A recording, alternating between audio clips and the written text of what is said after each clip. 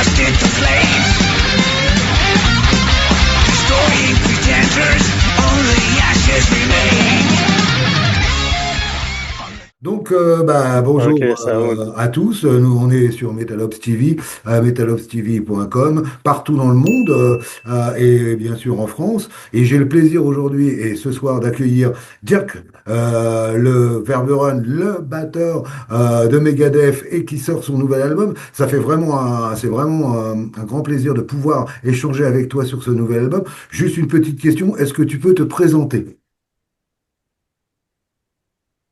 Oui, absolument. Donc, Dirk Verberen, je suis né en Belgique. J'ai passé une bonne partie de ma jeunesse en France parce que j'ai déménagé en France en 87, je pense que c'était. Mhm.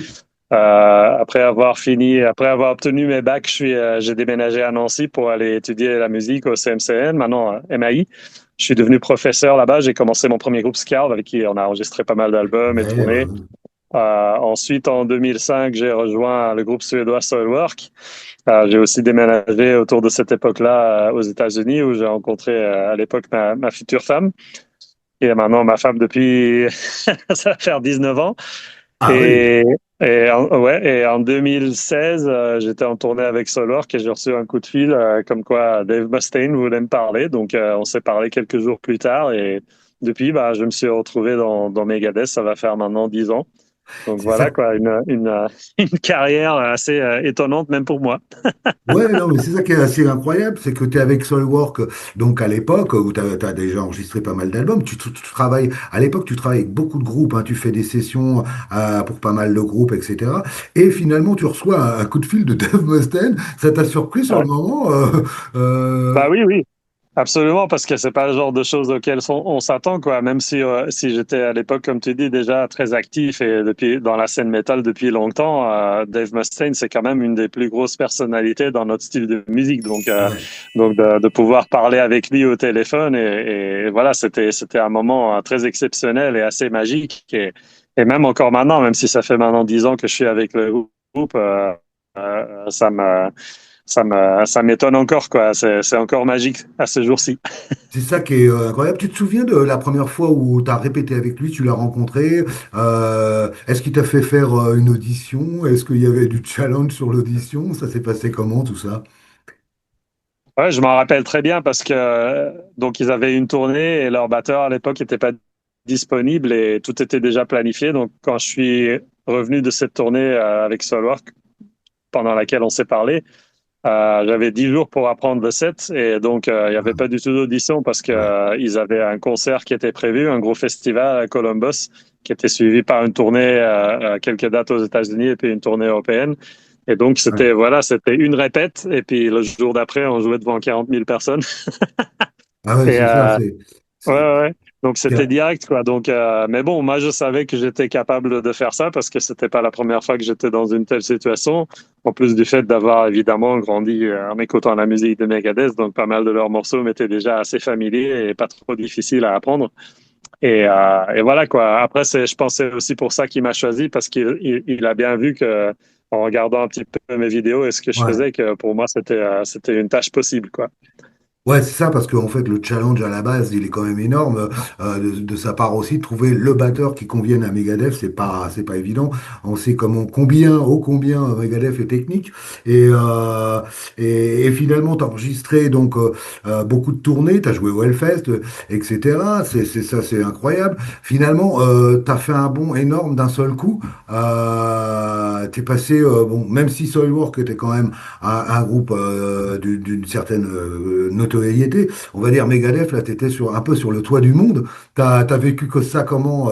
C'est facile à gérer, il y a beaucoup de pression à chaque fois, ou tu t'es adapté petit à petit. Il y a eu un long temps d'adaptation.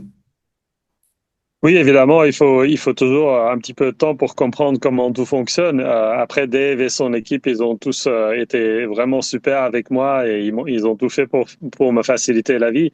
Donc, je dirais d'un côté, il y a cet apprentissage parce que tout se passe à un tout autre niveau et différemment dans un groupe de cette envergure.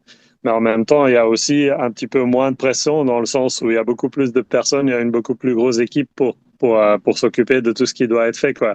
Là où avec Soilwork, je me suis retrouvé à un moment à manager le groupe pendant 4 ans parce qu'on n'avait pas vraiment de manager à Ah, l'époque. Et donc, je me suis retrouvé à faire tout ça, tout le boulot, toutes les paperasses, ah ouais. ce qui était un très bon apprentissage. Ah, Avec Megadeth, je peux vraiment focaliser sur la musique, sur c'est ça. une bonne prestation scénique et évidemment dans des moments comme maintenant, comme quand on sort un album, la presse. Mais donc d'un côté, c'est plus pointu et ça me permet vraiment de focaliser sur ce que j'aime le plus. Alors ce nouvel album, c'est le 17e. Il s'appelle tout simplement Megadeth. C'est un peu la fin de l'histoire, hein. Dave l'a dit partout, c'est annoncé partout que c'est vraiment le dernier album, en tout cas selon lui. Est-ce que déjà ça t'a surpris que finalement il annonce ça? Je crois que vous étiez en studio quand il a pris cette décision-là. Oui, on était déjà bien parti sur l'enregistrement de l'album. Je pense qu'on avait déjà enregistré déjà toutes les batteries pour sûr et une bonne partie des guitares. Ouais, Donc c'était une décision qui est venue. Oui, c'était une surprise absolument. En même temps, quand il nous a expliqué un petit peu ses raisons, qu'il a détaillé lui-même aussi dans ses interviews récemment, ses problèmes avec sa main, ouais. euh, tu vois, sa vision en général, je comprends tout à fait parce que Hmm, ça sert à rien de continuer quelque chose ouais. si on peut pas se donner à fond. Et c'est Il vrai s'en qu'il a quand souffre. même écumé la planète pendant plus de 40 ans. Ouais, Et ouais, ouais. c'est C'est pas pas mal. négligeable. Voilà, voilà, exactement. On sait tous que c'est très physique et éprouvant. Et au point où il en est arrivé, le fait qu'il veuille peut-être passer un petit peu plus de temps chez lui, avec sa Hmm, famille, etc., ça m'étonne pas du tout. En fait, c'est quelque chose, quand j'ai rejoint le groupe, je me suis dit, un jour, ça va arriver, il y aura un moment où ça va s'arrêter parce que je suis quand même 14 ans, j'ai 14 ans de moins que lui. ouais. Donc c'est normal, quoi. Le moment était inévitable.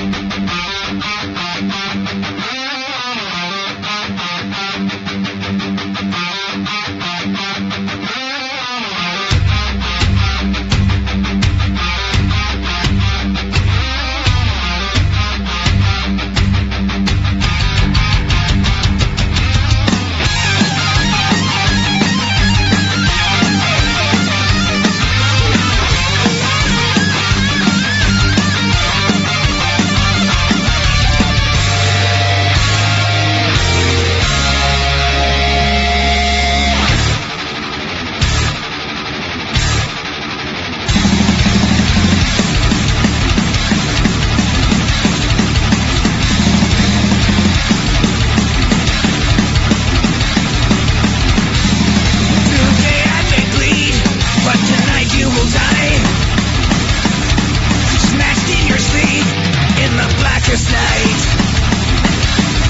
You buried the truth under layers of lies. T'as senti en studio, je sais pas comment vous avez travaillé, si t'étais à part ou si vous avez tous travaillé ensemble, mais t'as senti en studio que ça allait pas bien, enfin qu'il avait du mal, qu'il souffrait? Bah, pas forcément comme ça, mais c'est vrai que je savais déjà, j'étais déjà conscient du fait que, tu vois, il nous a dit en tournée, etc., même dans les années dernières, ah, tout, ouais, les mecs, Hmm. j'ai des problèmes avec ma main, etc. C'est difficile pour moi de jouer aussi précisément que je le faisais avant. Et donc, de ce côté-là, c'est pas du tout étonnant. Après, quand il bosse, Dave, il est à fond, quoi. Ouais, Il fait pas les choses à moitié, que ce ouais. soit en live, en studio ou n'importe ce qu'il fasse. C'est sa personnalité. Donc, c'est pas vraiment qu'il soit là en train de se plaindre, mais Hmm. tu vois, c'est comme tu dis, c'est une musique très technique et pas facile à jouer. Et donc oui, des fois, on remarque que, tu vois, il voudrait faire plus qu'il peut faire, quoi. Et c'est Hmm. difficile, j'imagine, hein. Le jour où ça m'arrive moi à la batterie, maintenant je suis encore capable de faire à peu près tout ce que je veux. Mais le jour où ça m'arrive moi, je sais pas comment ça va être mentalement, c'est difficile, quoi. Hmm. Alors en fait il y a un nouveau guitariste déjà, Timu Manti Sai, Oui. qui est finlandais, qui vient d'intégrer le groupe en 2023, hein, il y a à peu près 2 ans, 3 ans. Et selon toi, qu'est-ce que ça apporte de plus? Qu'est-ce qui change par rapport à Kiko qui était là déjà depuis un bon moment dans Megadeth? D'ailleurs, tu as connu les deux en fait, tu as connu Kiko. Et puis qu'est-ce que Temu a apporté musicalement de différent de Kiko, par exemple? Temu est quelqu'un qui est très très versé dans le métal. Kiko évidemment aussi, mais je pense que Kiko a des intérêts plus dans d'autres styles. Il fait un petit peu de tout. En plus du métal, Temu est un petit peu plus focalisé sur le côté métal parce que c'est avec ça qu'il a grandi. Il a aussi été professeur pour pas mal de musiciens connus. Ce que peut-être pas mal de gens ne savent pas, mais donc c'était un petit peu son boulot avant, c'est qu'il avait énormément d'élèves et entre autres des gens qui jouent dans des groupes établis, mais surtout dans le métal, quoi. Donc il est vraiment très versé là-dedans et donc quand on a commencé notamment à travailler sur les nouvelles compositions, il avait une multitude d'idées assez incroyables, quoi. Et souvent, on était en studio et donc le soir, on était dans un Airbnb avec les membres du groupe et souvent, Ouais. je l'entendais jouer de la guitare jusqu'à 4-5 heures du matin, enregistrer des riffs et des idées. Et il n'arrêtait pas, Ouais. quoi. C'est une de ces personnes, c'est comme Sylvain, mon compère dans Scarve et Soilwork, il est un peu pareil. Il a toujours une guitare à la main, il a toujours des idées et donc, pas pour dire que Kiko n'avait pas énormément d'idées, mais je pense que avec Temu, c'était encore plus, quoi. C'était vraiment le déluge de riffs. Hmm. Et du coup, comme tu peux le voir, si tu regardes l'album, il a participé quasiment à tous les morceaux au niveau Ouais, composition. alors moi, ce qui m'a, enfin surpris, pas surpris, mais parce que j'ai l'impression que tu t'es justement par rapport à l'écriture des morceaux de ce nouvel album, comparé à l'autre album, celui juste, j'allais dire juste avant, il est sorti quand même il y a un certain temps, mais c'est ton deuxième Ouais. album finalement avec Megadeth, Oui, et j'ai l'impression que tu l'as mieux vécu, que tu t'es plus impliqué. Tu as écrit plusieurs morceaux d'ailleurs, tu as participé à la oui. d'ailleurs, le Pepper Parade vient de sortir en single, d'ailleurs. Ouais. Comment tu as vécu l'écriture de ce nouvel album et tu savais aussi que c'était le dernier?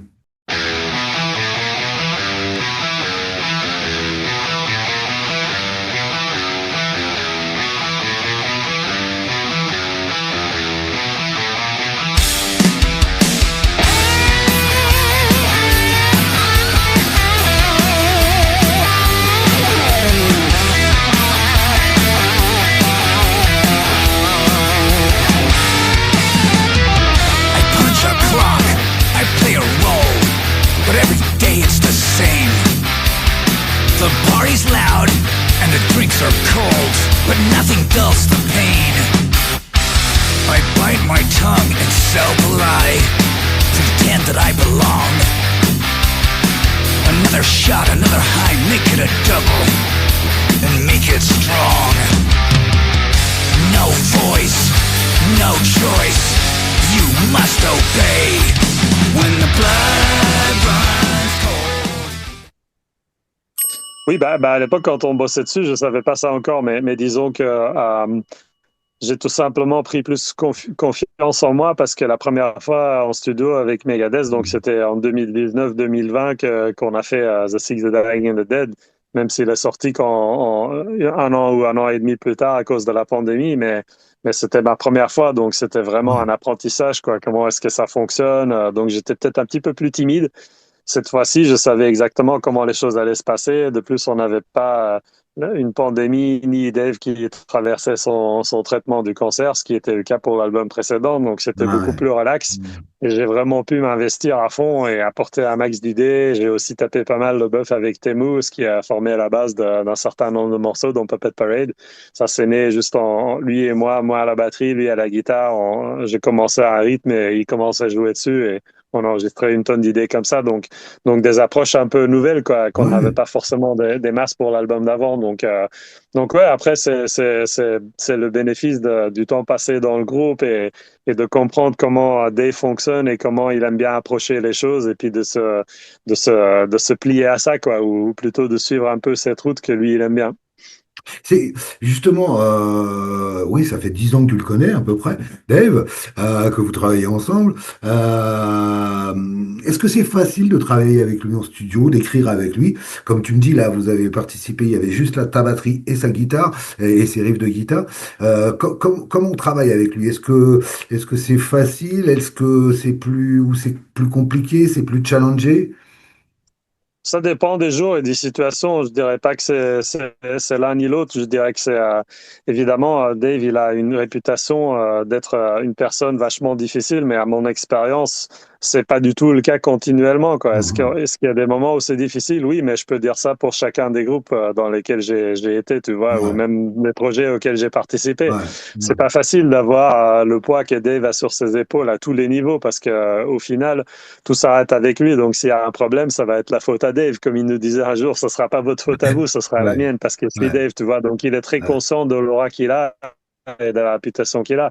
Après, pour moi, je pense que tout ça, c'est souvent exagéré. Je pense que des fois, il y a un petit peu euh, de, de, de sentiments des ex-membres, notamment, qui aiment bien dire du mal de lui. Je pense que peut-être qu'ils sont un peu jaloux, un peu Mhm. vénères de ne plus être dans le groupe, alors Mhm. que le groupe fonctionne très bien. Tu vois, je pense, je vois un petit peu ça parce que pour moi, personnellement, j'ai une très bonne relation avec lui. Ouais. On est des personnes différentes, on n'est pas du tout pareil, mais on est des très bons amis, on bosse très bien ensemble et il me traite absolument comme un membre du groupe, quoi, et pas du tout comme quelqu'un à qui il donne une paye et puis tu fais ci, Mhm. tu fais ça. On est Mhm. vraiment en Megadeth, ils considèrent ça comme un groupe, on a tous les quatre de la valeur, on apporte tous nos idées, on donne tous nos opinions quand des décisions sont faites. Au final, lui prend sa décision, mais c'est vraiment une démocratie dans ce sens-là. Et donc, pour moi, ça a été très simple de travailler avec lui, c'est un plaisir. Après, les moments compliqués ou les moments où c'est un peu difficile ou peut-être les choses s'échauffent un peu, ça fait partie de chaque Ouais. travail, hein. Il y a de la pression, il y a du Mhm. stress. Après, on peut voir ça comme ouais, Dave est difficile ou on peut voir ça comme bah écoute, il veut que ce soit le mieux possible. Il veut que Ouais. cet album soit le meilleur album qu'il ait sorti. Donc voilà quoi. Je comprends pourquoi des fois c'est stressant. Mhm. Il doit être assez exigeant, quoi. Quand même, ce qui Ouais, est normal, puisque c'est un perfectionniste aussi. Euh, absolument.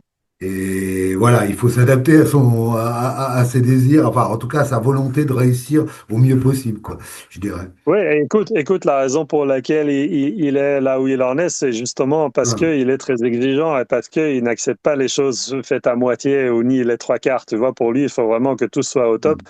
Donc, du coup, ça vient avec un sens de la perfection, une attention aux détails qui sont nécessaires. Mais c'est pour ça que Megadeth, c'est ce que Megadeth est.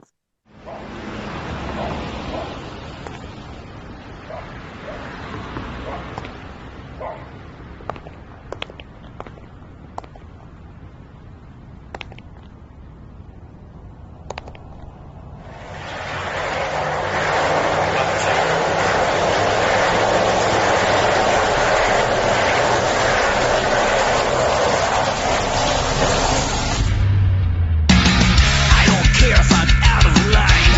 I don't care 'cause this life is mine. I don't care you don't like what I say. I don't care and I won't obey. I don't care if you're getting high. I don't care when the truth is a lie. I don't care when the rope gets tight. I don't care if you live or die. I don't care what the headlines said. I don't care if all hope is dead. I don't care if I'm not your class. I don't care, you can kiss my ass.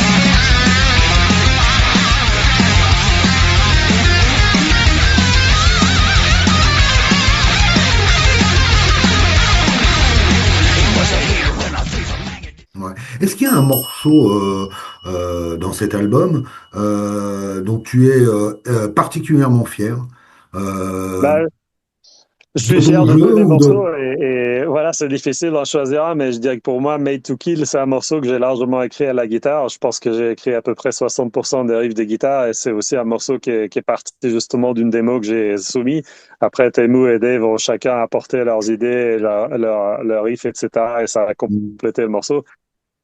Mais pour moi, c'est un morceau qui me tient particulièrement à cœur parce que ça résonne un petit peu cette époque à Pixel, So Far, So Good, So What, même Killing is My Business, qui pour moi est mon Ouais, époque où j'ai connu Megadeth et donc pour moi qui ouais. est très, très proche de mon cœur.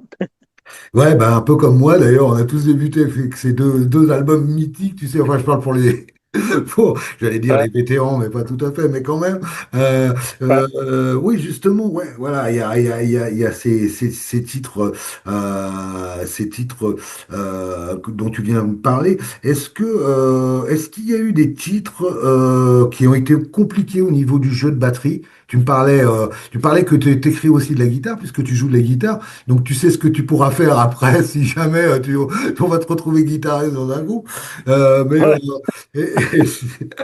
est-ce qu'il y a un titre qui a été plus compliqué que tu as dû travailler beaucoup?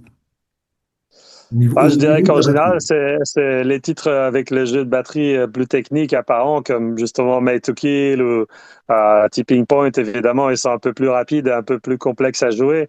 Mais tu sais, il y a aussi une vraie difficulté à jouer à un groove très simple et très Ouais, carré, et avec un swing qui n'hésite jamais, tu vois, dans la durée du morceau. On a enregistré. Moi, j'aime bien faire des prises complètes, notamment, hein, tu vois, des fois, c'est pas possible, mais notamment quand dans ce cas-ci, on a eu une période de pré-production où on a pu s'approprier un petit peu les morceaux, connaître à peu près les structures. Donc, dans ces cas-là, moi, j'aime pas faire, allez, j'enregistre les 30 premières secondes jusqu'à ce que ce soit bien, et ensuite, on fait les 30 suivantes. J'aime pas faire ça quand c'est pas nécessaire. Donc, j'ai fait des prises complètes pour quasiment ouais. tous les morceaux. Je pense que peut-être l'exception, c'était Ride the Lightning, parce que ça s'est venu à la dernière minute. Et donc, ça, il a fallu un petit peu que je fasse en passage. Mais pour le reste, voilà, je pense qu'on a vraiment, tu vois, un feeling un peu organique quand on joue un morceau du début à la fin. Ouais. Et faire ça pour un morceau comme, je dirais, I Am God ou même Puppet Parade, qui sont un petit peu moins techniques à la batterie, un petit peu plus simplistes. C'est pas du tout facile non plus, quoi. J'ai bien appris ça en étant dans Megadeth, que des fois on se dit, ouais, le jeu de batterie est assez simple, ça doit être super facile.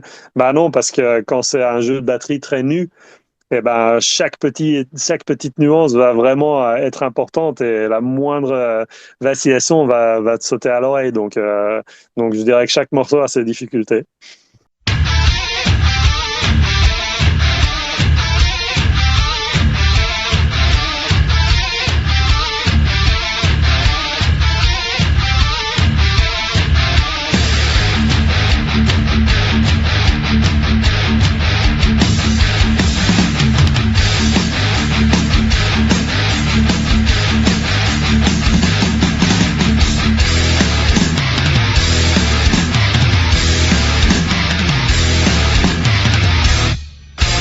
Guilty as charged, but damn it, it ain't right. There's someone else controlling me. Comment ça s'est passé finalement? Je parlais de Temu tout à l'heure. Est-ce que ça a été facile, son intégration? Toi, tu m'as dit que finalement, tu as mis un certain temps, mais que maintenant, forcément, au bout de 10 ans, tout va bien. Parce que c'est une grosse machine aussi, je suppose, Megadeth. Ça doit être gigantesque. Oui, oui. Euh, et Temu, ça a été, il a réussi à bien s'intégrer, ça a été assez facile, ou il est encore en phase d'intégration? Parce qu'il va y avoir une grosse Non? tournée après. Ouais, ouais, voilà, mais il a déjà tourné pas mal avec nous, là, les années avant qu'on ait commencé à bosser sur l'album. Et donc, c'est aussi une personne qui est très adaptative, quoi. Je pense que ça, c'est une bonne qualité quand on joue dans un groupe de cette envergure, parce qu'évidemment, on n'arrive pas avec ses exigences euh, dans une Ouais, situation comme celle-ci. On arrive plutôt en voyant, voilà, comment est-ce que les choses se font et comment est-ce que je peux trouver ma place là-dedans. Et Timo a été très bien pour ça. Évidemment, on l'a tous aidé, y compris Dave, le plus possible pour lui faciliter les choses. Mais au final, c'est quelqu'un de très calme et de très professionnel. Et donc, il n'est pas aisément mis dans une situation difficile, quoi, parce qu'il Hmm. s'adapte vraiment bien. Donc, je Ouais. pense que ça a été très facile. Il y a aussi eu, quand Kiko nous l'a présenté, il a pu passer un petit peu de temps avec nous en tournée, même avant qu'il joue avec nous. Donc, quand Kiko jouait encore, mais donc il a pu observer comment on bosse en tournée, comment on se prépare pour un concert, les positions sur scène, etc. Durant certains morceaux, il a pris des notes, il a étudié tout ça. Donc, quand le jour est venu où c'était son tour à lui, eh ben, il était vraiment préparé. Hmm. Ouais, c'est ça qui est incroyable. Tu me parlais de Rise the Lightning, le morceau mythique, un des morceaux mythiques, il y en a tellement, de Metallica. Qu'est-ce que ça t'a fait finalement d'enregistrer un classique aussi énorme, que vous reprenez bien dans l'esprit Metallica quand même, et finalement, on a l'impression que Dave vraiment avec ça veut clore le chapitre, clore la boucle. Qu'est-ce que tu as ressenti toi tu me disais que c'était à la fin, tout à la fin vous avez décidé à la Ouais, dernière minute. ouais. Euh, Ça s'est passé comment? Est-ce qu'on ressent quelque chose de particulier? On sait que c'est la fin, on sait que peut-être c'est le dernier enregistrement d'un morceau de Ouais, Megadeth. ouais, bah ça, je ne savais pas encore, parce que ça a été, le fait que ce soit le dernier album, ça a été décidé bien après que je finisse mes batteries. Mais donc, quand j'étais en studio, ouais, c'est le dernier morceau sur lequel j'ai bossé, c'était Ride the Lightning. Ça a été décidé quand j'avais déjà presque terminé toutes les compos originales.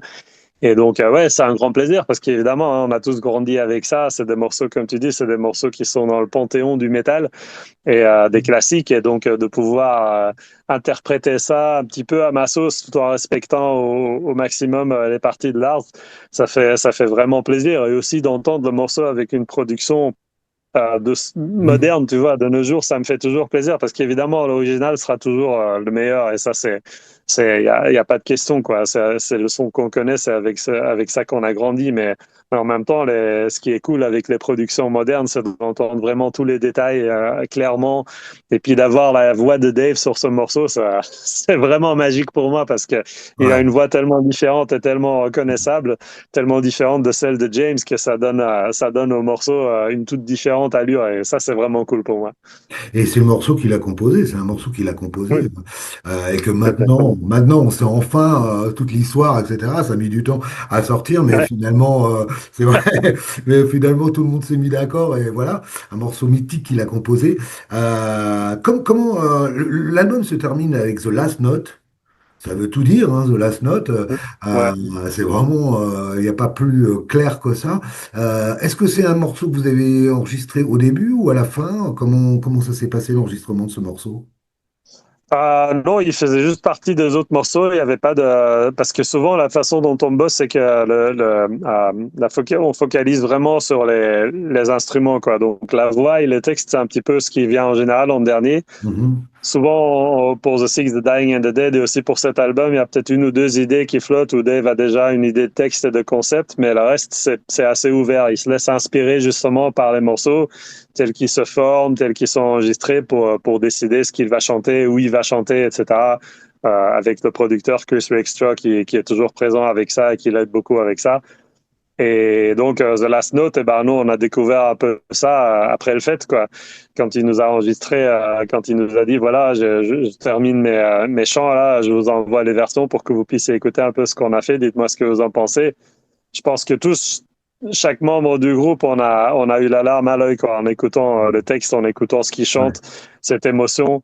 Parce que voilà, ça rend un petit peu réel le fait qu'il y a une fin qui va venir et que Dave en est conscient et c'est Ouais. émotionnel, quoi. C'est même encore pour moi maintenant quand j'écoute ce morceau, c'est assez heavy, quoi, si tu veux.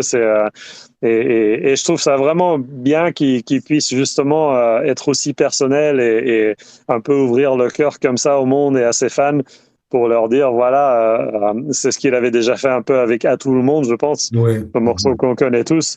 Et Ouais. donc, je pense que ça, c'est un peu la magie de Dave, que autant c'est ce mec dur et avec la réputation d'être vraiment une personne, tu vois, Mm. tenace et qui peut vraiment pousser sa volonté.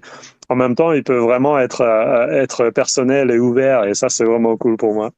Ouais, c'est ça ce qu'on dit quand on lit les paroles, quand on écoute le texte. Ouais, c'est très prenant parce que bon, il dit qu'il souffre, etc. Vraiment, il décrit sa situation, ce qui est assez incroyable de sa part. Comme tu disais, il est pas forcément toujours comme ça. Et donc ça, c'est un morceau très très fort sur l'album. Il y a d'autres morceaux qui sont différents. Par exemple, I Don't Care, qui est très punk. Finalement, ça Oui, c'est une surprise. ouais. Enfin, voilà, ça se passe comment pour toi de un morceau comme ça à enregistrer? C'est facile, c'est C'est super fun, j'adore le punk, j'ai grandi avec ça. Avec Dave, on parle souvent des groupes de punk qu'on aimait quand on grandissait. On en a ouais. quelques-uns en commun, comme les Dead Kennedys, dont on a fait une reprise sur l'album précédent. J'avais vraiment poussé pour ça parce que je sais qu'il aime ce groupe aussi. Et donc, on avait une liste de morceaux potentiels et je dis, je veux vraiment faire Police Truck, ça va être super cool. Donc pour moi, c'est un style de musique qui a toujours fait partie aussi de mon langage à côté du métal que je respecte énormément. Ma femme est aussi, elle a grandi dans ce milieu-là, dans le milieu punk hardcore. Donc dans notre maison, on en a plein quoi, des vinyles de punk et plein de groupes qu'on adore. Donc c'est super cool pour moi et j'aime bien que Dave continue de garder cet aspect qui se dise pas ah ouais maintenant j'ai passé cette époque-là. Non, il est justement encore très proche de qui il était quand il avait 15-16 ans et que tout ça, que tout ce style de musique était en train de naître, auquel il a contribué énormément. Je trouve ça super. Et donc, pour moi, un morceau comme I Don't Care, ça a énormément de significance, quoi. Ça me rappelle un petit peu d'un morceau comme 502 sur So Far So Good So What, par exemple.